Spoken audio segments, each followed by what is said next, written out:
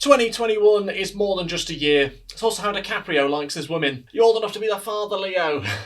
To be fair, they might need one. Yeah, hello and welcome back to Roast the Year. 2021 is officially over. We're now another year closer to being Joe Biden.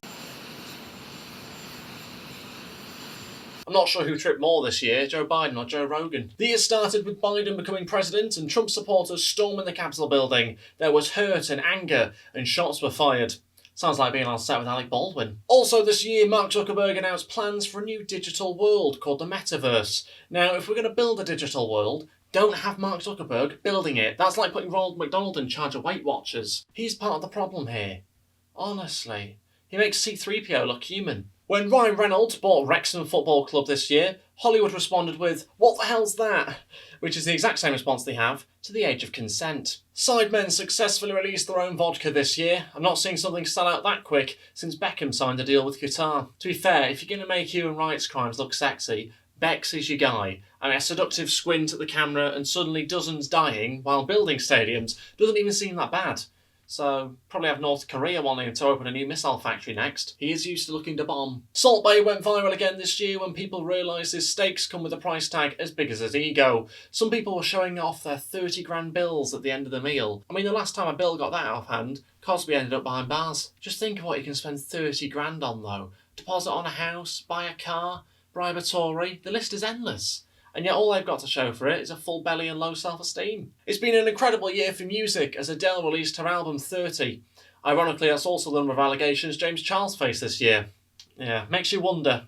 But come on, I'm sure he's learned his lesson now.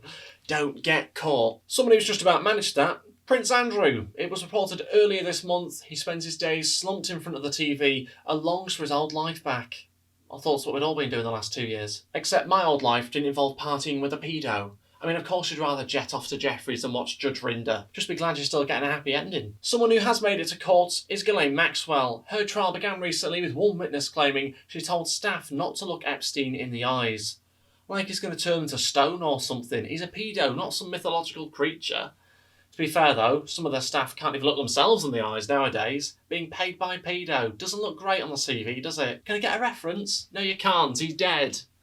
Or is he? Someone who is definitely dead is Prince Philip. So sad for them. To everyone else, it's just a normal day. One thing you did miss out on though, the Omicron variant, and that's the real tragedy. Fun fact though, in the 1980s, he did once say he wanted to be reincarnated as a deadly virus to put an end to our ageing population, and yet he lived till 99.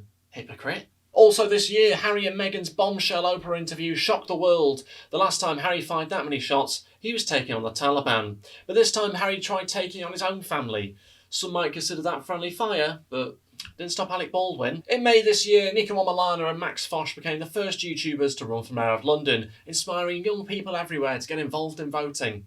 Also running, Lawrence Fox, Piers Corbyn and Brian Rose, making it the first time 4 bells have been seen around Westminster. Despite Lawrence Fox being backed by £5 million worth of donations, he was beaten comfortably by YouTuber Nico Milana. Lawrence proclaimed, "You win some, you lose some." Having lost his marriage, it was safe to say he was expecting a different outcome. When Keemstar announced he'd be retiring from drama alerts early next year, he was met with teary-eyed fans from all over the world. Could it not be the end of this year? Talk about dragging it out. It's not Tiger King. Just leave if you're going to leave. But it has left me wondering, how am I going to find out about this week's TikTok nonce? There's a gap in the market for a middle-aged man to fill. And that's not a euphemism. We don't want Andrew putting his name down. Clash of Creators took Twitch by storm this year, raising money for Mind. It was probably one of the best things I've ever been a part of. It was a great event. What do you mean I'm not invited to the next one? Awful event. Terrible. Oh, Chris MD actually stamps on a child having less subs than him. Just lashed out. And then he started bragging about his mate having a Lambo. Shocking. His ego was bigger than he was. Mask mandates came back into place in the UK due to concerns about the Omicron variant. The last time a debate around masks got this heated, UK YouTubers went bowling. But the only person who's been striking lately is Piers Corbyn, as he stood up and rebelled against mask mandates by releasing a song. What some of you don't know is, I was actually involved in the making of this music video. Take a look. Do you know, wearing a mask is like trying to keep a fart in your trousers.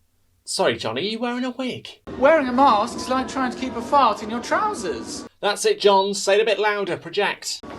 Wearing a mask is like trying to keep a fart in your trousers. Sing it, John. Wearing a mask is like trying to keep a fart in your trousers. Harmonise, come on.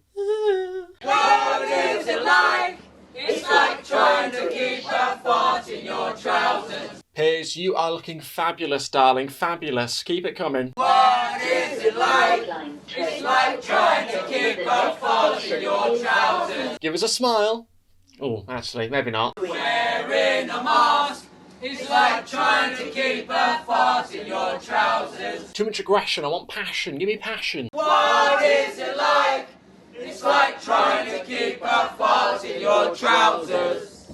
That's it. Rip it off. Rip it off like you mean it. So, New World Order, we've never followed any of your mad dictates, and we never will. Resist. Defy.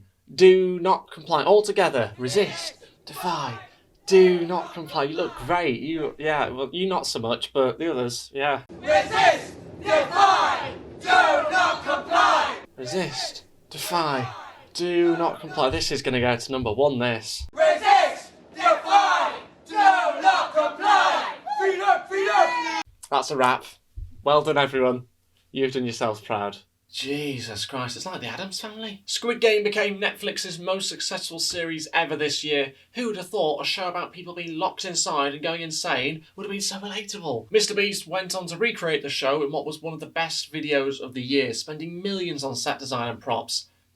If only he could buy personality. Oh, come on. We all love Jimmy. My point still stands though. Also this year a new James Bond film was released, No Time to Die. Turns out it was. The last 18 months have been so bad even James Bond died during the pandemic.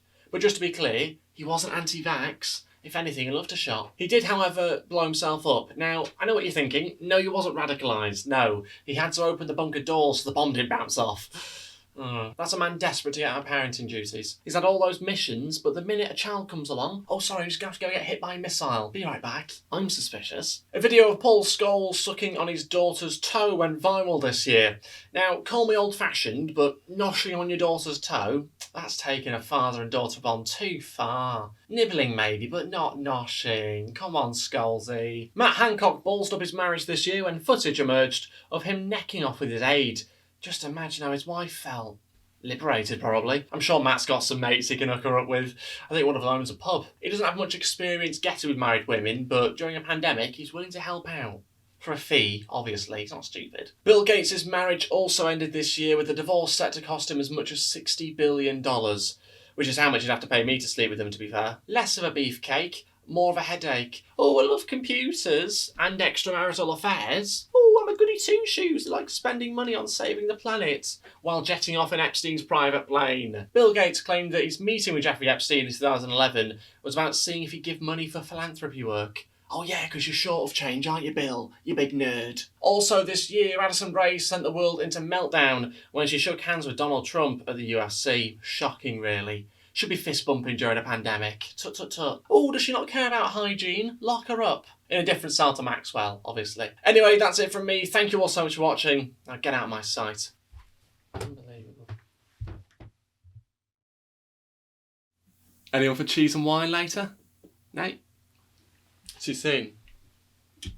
Cool. Just, yeah.